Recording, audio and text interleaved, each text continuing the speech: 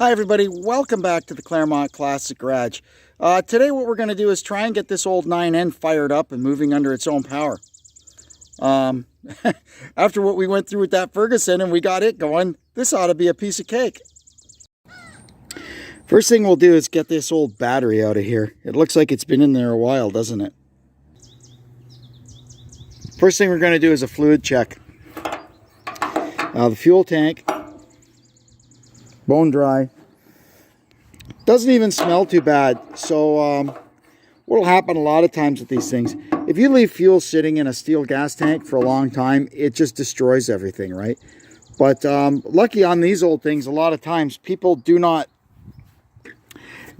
close the little valve here like this one. It's wide open, and the needle and seats in these invariably leak a little bit, and so over time, just one drip at a time, the gas all comes out of the tank and just evaporates on the ground because the carburetor's got like a little drain in the bottom of it, you know.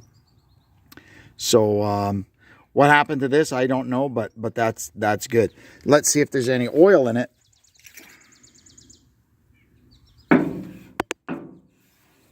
Not like the Ferguson, which was full of water. This one actually seems to have some oil in it. Yep, that's good, right to the full mark. Let's check the cooling.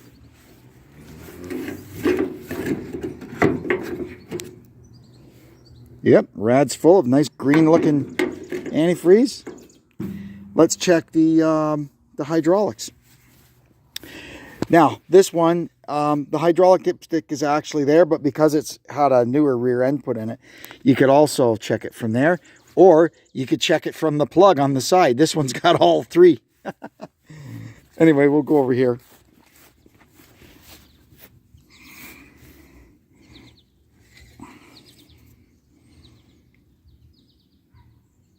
Yeah, they are. It shows us a little low, but there's something in there. That's the main thing. What's important is it's not all full of water. Okay, now let's check all this stuff. One. Okay, good. We got all 4 gears. I've already steered it because we pushed it up and down the trailer. So that's not too bad, eh? Maybe we'll put a battery in it and see if we can wind it over. Okay, we'll just... Okay, I don't see any sparks, so that's good. Let it sit there for a sec, make sure nothing goes on fire like we normally do. Okay, now this originally would have had the ignition switch, the key switch here. It's got this push-pull now. And the start button would be here, but that would be a big mechanical start button. They've actually got this just picking a relay. So make sure this thing is in neutral and see what happens. Holy moly, can you believe that? She's turning over good. Okay, what we're going to do now is I'm going to flick the ignition on and see if we've got current going to the coil. Okay, let's see here.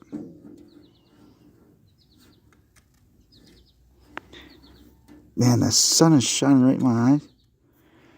Okay, there you can see we got power to the coil. All right. That's better. Let's see if we got any sparks.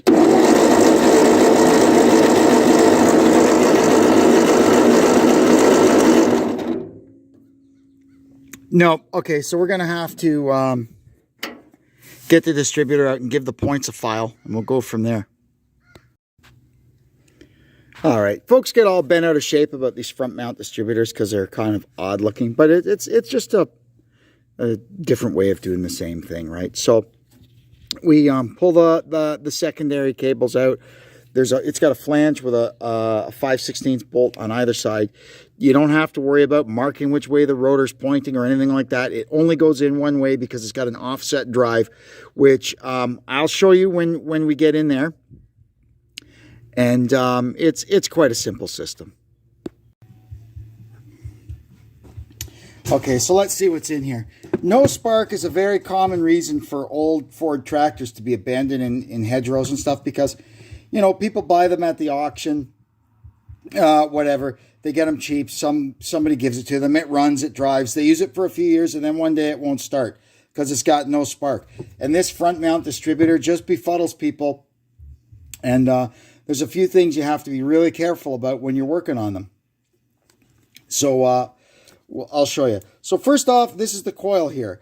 Doesn't look much like a traditional ignition coil that's round and has 2 posts on the top, right? But the only difference is the other post is here. On a traditional round coil, the coil is bolted to the engine. Ignition feed from the ignition switch comes in here. And then there's another little wire that comes out the bottom and goes over to the side of the distributor to connect to the points. Well, this is that little wire. And you can see there, let me grab a pencil, a pointing device. You can see there that little spring touches on that screw down in there, which is exactly the same as the little wire that connects the other post to the points on a traditional distributor. So, coil out of the way. Now we'll pull cap off and see what's in here. Okay, the first thing I see is the dust shield is missing. This thing would normally have a paper gasket that sits in here. I don't know if it really does anything, but it should have one. So we'll have a check here. This rotor, you can see there's supposed to be, I think, a little metal clip or something in there. I have to see if I have a rotor that fits better than that, because that's going to play hell with our ignition timing. Now, here's the points. Right? There's the points. So first we're going to see that they actually open and close when we turn the thing. See, they barely open. So these points need to be adjusted. That's the first step, and they probably need to be cleaned also. So we're going to grab us a little points file here. Get it in there. And just give these points a little file. And then once you've done that, you got to kind of blow it out. And even put a piece of paper in there to clean it to make sure there's no crud left behind. Okay. Good. Now what we're going to do is with our meter, our multimeter, you could do it with a test light too if it's still hooked up to battery power. But we're going to do it with the meter. Okay, we're going to set it to the ohm scale. And we're going to set it to continuity. There we go. So it should beep if we've got continuity across the points. Okay, that's good. We're just going to clip this one on here. That's even better. Okay. Well,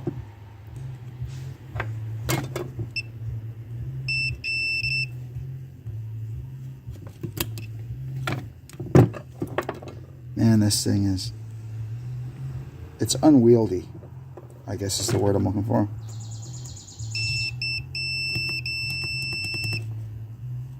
See, look at that. We've got no, even though the points are closed, we've got no continuity across them.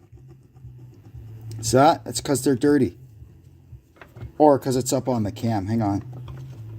There, let's try it now. Oh, there we go. Turn the cam and open them. Close the cam. Sorry, you can't see my hands in the way. So what we're doing, you can see there the points are closed, right?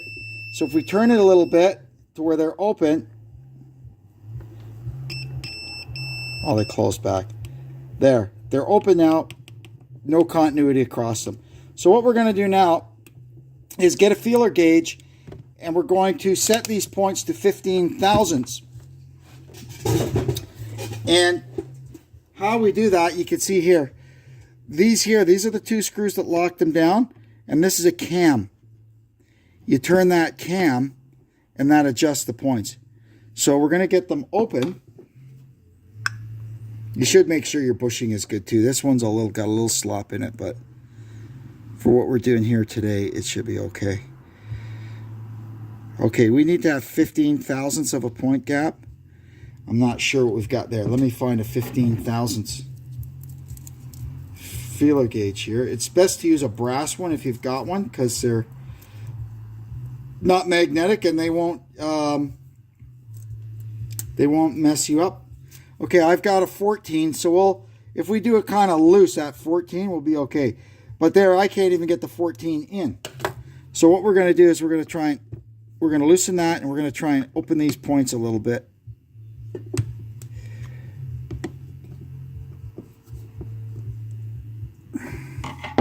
A lot of these times, these aftermarket point sets, the adjustment is really crappy on them. And sometimes you're literally in the, well, that's close enough realm. And this may be one of those.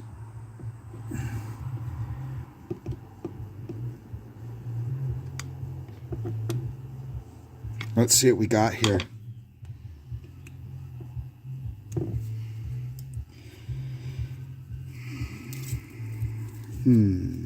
Let's see here.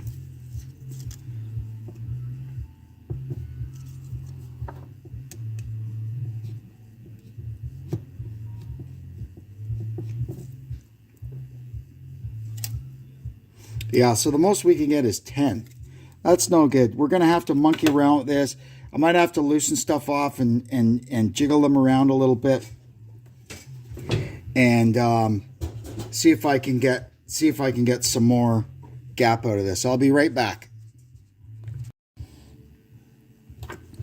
I've gone ahead and pulled the breaker plate out of it. It's pretty simple. The timing lock screw. Oh, heavens.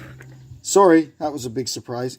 The timing lock screw here goes in the side of the distributor body. So you pull that out, and then this clip is in there, inside there, and that holds the breaker plate in. It just makes it so much easier to work on with the breaker plate out.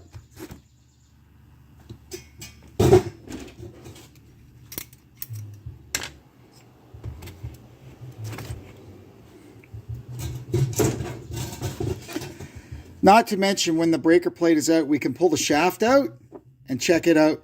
Make sure the advance weights are free and that they return. This doesn't look too old. I kind of wonder if this stuff has been replaced at some point.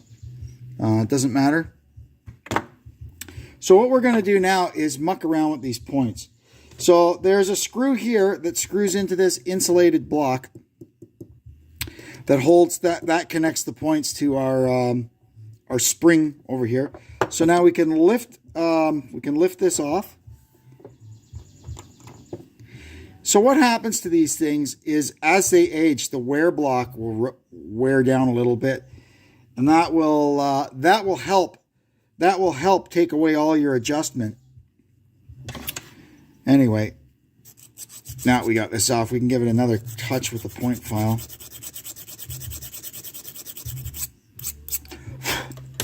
And then what we'll do at this side of the points, we're going to pull it off.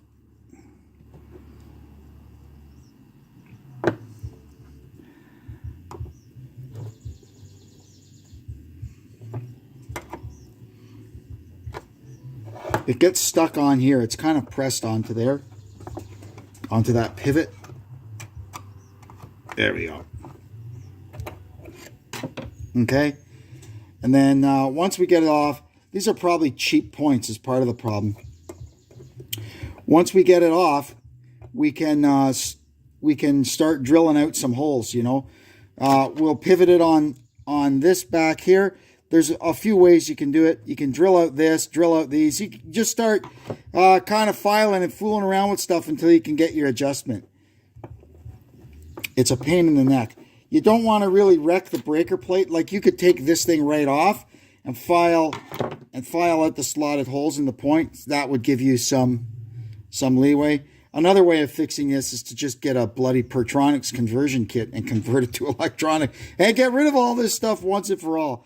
But it doesn't matter. We're going to file some holes and see what we come up with.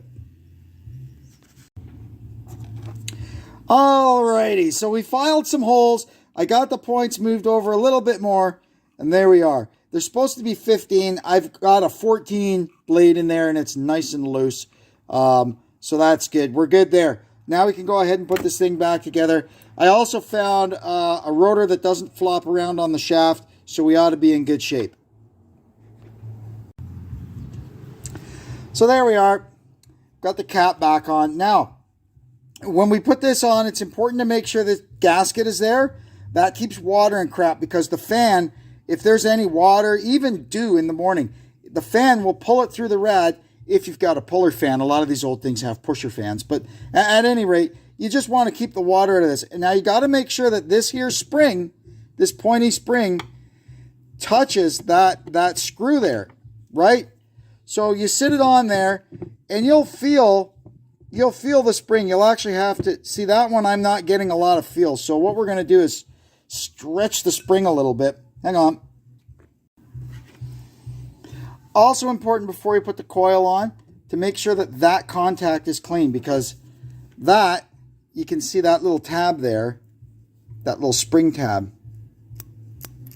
That is how the secondary current gets delivered from the coil to the rotor button to be distributed to the spark plug. So what we'll do is we'll put this on, all right? And now we'll get our meter. Okay, and put that on there, and we can test this. Okay, so we got our meter. We're going to switch it to continuity, right? So, theoretically, if this is all working, there you go. So that means that the little spring is touching the points. Well, it was. Hang on. I think I don't have a great connection here. There you go. Points are open. Points are closed. Points are open. Points are closed. Points are open. Okay, that's good. We can put this back on the tractor, and maybe we'll just take the plugs out and have a look at them too, eh? Now, I hope you can see this, but the key that drives this is slightly offset to this side. So that's how, when we put it back in the engine, you match that up with the offset on the end of the camshaft, and if you've got it right, it'll just go in. This will engage the camshaft, and that'll go into the counterbore in the engine block. If you have to force it, it's wrong, especially with these later aluminum distributors. You start messing around with it, you pull in the bolt, you'll break the ear off of it like that. So it's kind of difficult. I can't really get a good look down in there because the sun is blaring in, but we're going to get this eyeballed so that it's approximately, you know, the right angle it needs to be, and we should be able to get it in. Okay, I think that's the correct orientation. We will find out momentarily here. Oh, I moved the alternator out of the way too. If you're still on the generator, you can move the generator out of the way also. It just makes it a lot easier. There we go, and she went right in. Okay, so I'll get the bolts put in, and that's how it goes. Now we're going to pull the plugs out of it, and if you're ever going to mess around with these old Ford tractors, get yourself one of these. eBay is full of them. You find them at yard sales, swap meets. This is a proper, look, original Ford spark plug wrench. These were used on Model A's, 8 ends, 9 ends, 2 ends. It's a handy tool. It gets right down in there and gets the plug out. Sometimes with the gas tank there, you can't always get in there with a ratchet and a spark plug socket. This makes short work of it. So here's the plugs that were in it. Delco R43S. I have no idea if they're the right ones or not. We're just going to clean them up and double check the gap on them and put them back in. So here's our plugs properly gapped to 25 thousandths like they should be. The gap on them was a little bit large. They were around 30. Doesn't really matter.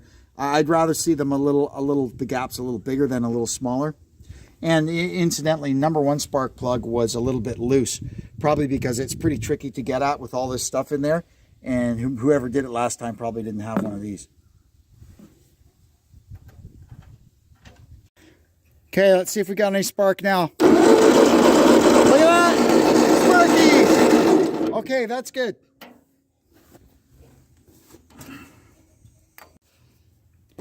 Now we'll pull the carburetor down and pop the top off it, make sure everything looks good inside it. And then, hey, we're getting closer and closer to firing this thing up. Here's our carburetor. You can read the tag there. It is the correct TSX 33 that would belong on a 9N.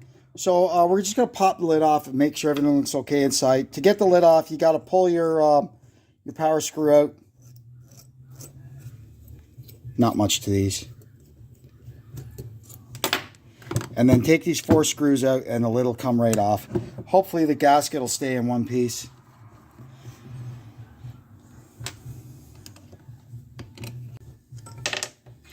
All right, let's see what we got. Yeah, it looks pretty clean in there. Let's check our float adjustment. Yep, that's good. So what I'll do is just bottom part here, I'll just take it outside and blow a little compressed air through it just to make sure there's no loose junk sitting in there. And we'll put it back together and stick it back on and see what happens. Okay, once it's back together, we'll put our power screw back in. You got to feel it. It's got to go down. It's got to catch that little jet at the bottom. You'll feel it. And then we're going to just run it in until it lightly bottoms out and back it out 1 1/4 turns or 1 1/2. Anywhere there between 1 and 1 1/2 will get you in the ballpark. Okay, there she's bottomed out. So let's see here. There's 1 1/4. Okay, so hook the governor link up, hook the choke link up, and then, the choke link seems to, because it doesn't have a knob, it came out of the hole. All right. Get that into the, air pipe. They're a little tricky to get on, but. And then we'll just tighten these bolts up, and that'll be our carburetor back on. And the last thing, maybe I'll pull the cup off the bottom of the air cleaner and make sure it's not got a dead skunk in it or something. You never know. You never know what you'll find in those. Look at that, would you? It looks like it was serviced yesterday. Beautiful. We'll just put that right back. Okay, so I'll put some fuel in it. We got our temporary little fuel system set up here, and we'll see if it make sure it doesn't all come pouring out the carburetor. Looks good so far, doesn't it? You'll notice also I have a camera person now because I was doing this morning with the tripod, but Deb has become quite interested in whether this whole thing is going to start up or not, so she's come out to film for me. Okay, what's going to happen here? I'm just going to see if it'll start. If it starts, I'm going to shut it off and get the alternator back in position and get the belt back on because the fan won't be turning right now. And we'll go from there. Let's see what happens, eh? Oh, okay, here. Oh, I love these 9Ns. Ignition on. Neutral, you got to be really careful. See, the normal 9Ns and 2Ns that most of us are used to, it's got the start button here and it won't let you push the start button unless it's in neutral. This thing, you can start it in any gear you want because of the old way. But we'll see. Let's see what happens here. Well, she tried, eh? Give her some more throttle.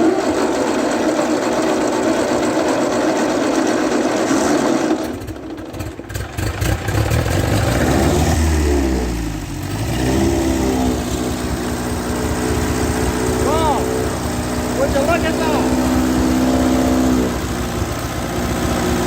It's even got oil pressure.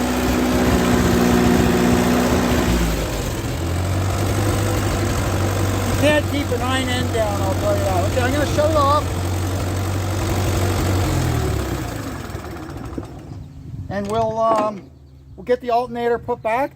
The amp meter also works because when I had it running, the ignition was using current and I could see it was in discharge. So we'll see, we'll get it started back up and see if it charges. All right, let's see what happens this time. Okay.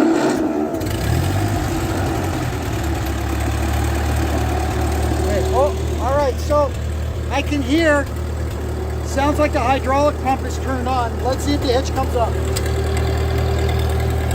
Look at that. See any smoke, Deb?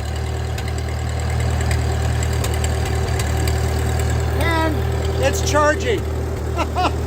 Does it get any better than this? Okay, let's try and move it around a bit. I think that's reverse. No, it's been a long time since I drove a 9N. I have so many of them, but I never drive them. There we go. That's reverse. Oh. Isn't that that amazing. It steers nice. Okay, let's give her a road test. That's first gear. Sounds like she's got the straight cut gears in her.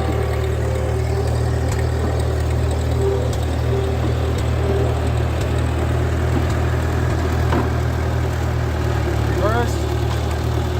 Wow, is this thing ever nice? The clutch is even good. That's second. And high.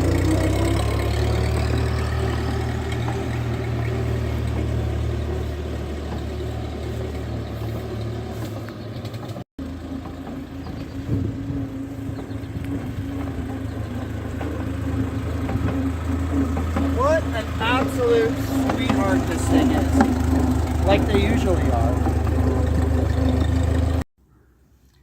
Well, there it is. Another one resurrected. Don't ask me what I'm going to do with it, because that's not a fair question. That's unfair. But for now, it's alive, running and driving. It even charges. I mean, it works like it was running yesterday. That's the difference when you store them inside. Unlike that old Ferguson over there that was stored probably for the same amount of time, but outside, that's the difference it makes keeping them shedded. Anyway, I'm going to go now and think about what to do with all these things. I don't know. Anyway, I'd like to thank you for tuning in to the Claremont Classic Garage. I hope you will come back and see us again next time. And until then, I'm Kevin, saying so long for now.